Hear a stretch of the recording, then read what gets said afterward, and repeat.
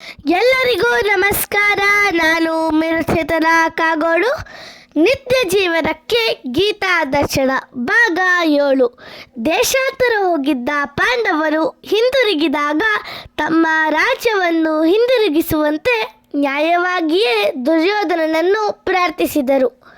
ಅವನು ಒರಟಾಗಿ ತಿರಸ್ಕರಿಸಿದ. ರಾಜಕುಮಾರರಾಗಿ ಸಾರ್ವಜನಿಕ ಆಡಳಿತದಲ್ಲಿ ಸೇವಾ ಸಲ್ಲಿಸಲು ಕರ್ತವ್ಯಬದ್ಧರಾಗಿದ್ದ ಪಾಂಡವರು 5 ಗ್ರಾಮಗಳನ್ನಾದರೂ ನೀಡಬೇಕೆಂದು ವಿನಂತಿಸಿದರು. ದುರ್ಯೋಧನನು ದುರಹಂಕಾರದಿಂದ ಅವರಿಗೆ ಸೂಜಿ ಮನೆಯಷ್ಟು ನೆಲವನ್ನು ತಾನು ಕೊಡುವುದಿಲ್ಲ ಎಂದು ಉತ್ತರಿಸಿದ. ಇದೆಲ್ಲ ನಡೆಯುತ್ತಿದ್ದರೂ ಪಾಂಡವರು ವಿಚಲಿತರಾಗದೆ ಸಹನಶೀಲರಾಗಿದ್ದರು. ಆದರೆ ಈಗ ಯುದ್ಧವು ಅನಿವಾರ್ಯ ಎಂದು ತೋರಿತು. ಧನ್ಯವಾದಗಳು.